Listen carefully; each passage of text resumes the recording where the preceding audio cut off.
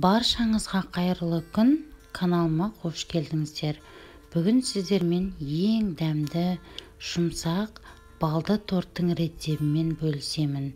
Міндетті түрде видеоны соңына дейін қараңыздар, каналға тіркеліп, лайк басып, пікір жазуды ұмытпаңыздар. Біздің торт осылай биік болып шығады, қыздар. Әрине ол өз қалауыңыз, биік қылсаңыз да, орташа қылсаңыз да, ең бастысы торт өте дәмді әрі жұмсақ болады. Барлығы қол жетімді заттардан тұрады. Ал кеттік, қыздар, жасаймыз. Ең алдымен таза ыдысымызға 4 жұмыртқамызды салып аламыз. Содан соң барып қант саламыз. Қанттың құрамы ол өзіңіздің қалауыңызға байланысты. Содан соң барып жақсылап тұрып араластырып аламыз. Егер де сіздердің балдарыңыз табиғи бал болса, онда қантты аз қосыңыздар. Ал егер табиғи бал болмаса, онда тәттілігі, яғни тәтті болғанын қаласаңыз, көптеп қосуға болады. Bir ас қасық бал, содан соң барып сарымай қосамыз. Енді осыны водяной баняда ертіп аламыз, яғни су моншасында ертіп аламыз. Қайнап тұрған суымыздың үстіне қойып, жақсылап тұрып араластырамыз. Міне, дәл осылай болып, біздің массамыз ериді. Содан соң барып, ас содасын салып, тағы да жақсылап тұрып араластырамыз. Дәл осылай араластырып аламыз. Ендігі кезекте, қыздар, тағы да бір рет жақсылап тұрып араластырып алып, ұн қосамыз. Ең маңызды сәт осы кезде, қыздар, ұнды бірден қоспаймыз және ұнды көп қоспаймыз. Бір бөлігін қосып алып, жақсылап тұрып араластырып аламыз. Тағы да екінші бөлігін қосып, тағы да блинчиктің көмегімен жақсылап тұрып араластырып аламыз, қыздар. Көрсетілген граммнан артық ұнды көп қоспаңыздар, қыздар. Ол кезде ұнды қоссаңыздар, сіздердің қамырларыңыз қатты болып қалуы мүмкін піскен кезде. Дәмсіз болып қалады.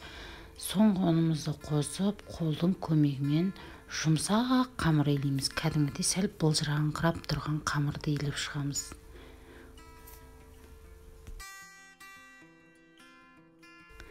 Міне, қыздар, біз илеп болдық. Қайтара қолмен жақсылап тұрып илейміз. Біздің қамырымыз 1-1,5 сағат холодильникте тұрады. Қамыр, яғни демалуы керек, қыздар. Міне, дәл осындай болып шықты қамырымыз. Осындай жұмсақтықта болу керек. Бетін жауып, холодильникке салып қоямыз. Шамамен 1-2, одан да 3 сағат тұрса да жақсы, жарамды. Яғни одан сайын күшті болып шығады. Сондықтан ол өз қалауыңыз. Ұзақ тұрғаны мейлінше жақсы. Менікі 2 сағаттай тұрды. Міне, қамыр осындай өз қалпына енеді, яғни өзінің формасын ұстайды, қыздар. Ендігі кезекте пышақтың көмегімен бөліктерге бөліп шығамыз. Менде 10 корж шықты, қыздар. Осындай пергамент қағазына немесе фольгаға немесе осындай менікі сияқты затқа пайдаланып, қамырымызды домалақтап шығамыз. 4 бұрышты пішінде жасасаңыз да ол өз еркіңіз.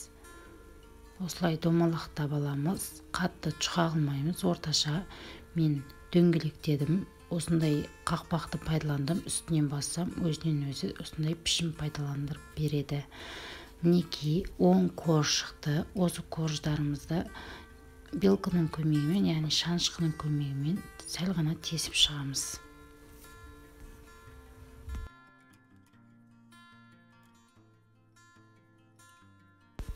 Біздің корждарымыз дәл осылай болып пісіп шықты, жұмсақ. Осылай да жібергім келеді, өте дәмді болып шықты. Қалған жанындағы шеттерінен осылай пакетке салып, оқтаудың көмегімен майдалап шықтым. Мен, қыздар, қайнатпалы крем пайдаланып жатырмын. Сіздерге описанияға мен ссылкасын, яғни қалдырып кетемін. Сол жерден көріп пайдалансаңыздар болады. Басқа да крем пайдалансаңыздар болады, қыздар. Бұл міндетті емес. Басқа да дәмді кремдер пайдалансаңыздар болады, қыздар. Бірақ сіздерге кеңесім, медоби торт болғандықтан осы қайнатпалы кремді пайдалансаңыздар өте дәмді, жұмсақ ковштың үстіне салғаннан соң одан сайын жұмсақ қылады. Ұзақ тұрғаннан кейін сіздер кремді жағып болғаннан соң қыздар шамамен холодильникке кемінде 2-1 сағатқа салып алыңыздар. Ендігі кезекте майдаланған ковштарын бетіне сеуіп әсемдік ретінде пайдалансаңыздар болады қыздар. Міне жанына бетіне әдемілеп сеуіп шығыңыздар. Біздің торт өте дәмді болып шығады. Міндетті түрде осы әдіспен жасап көріңіздер. Және де қыздар, бұл торт өте биік болып шықты. Қазір сіздерге кесіп көрсетемін қыздар. Өте жұмсақ, пышақпен кесіп жатқан кезде жұмсақтығы кәдімгідей өзіңізге сезіледі қыздар. Бұл тортты заказға жасасаңыздар да, немесе қонақ күткен жағдайда да жасай салсаңыздар болады қыздар. Ең бастысы дәмді болып шығады. Видеоны соңына дейін көргендеріңізге көп рахмет достар. Каналға тіркелуді ұмытпаңыздар. Дәл осы видеоның астына өзіңіздің ойыңызды, пікіріңізді қалдыра кетіңіз. Мен міндетті түрде ойларыңызды оқитын боламын.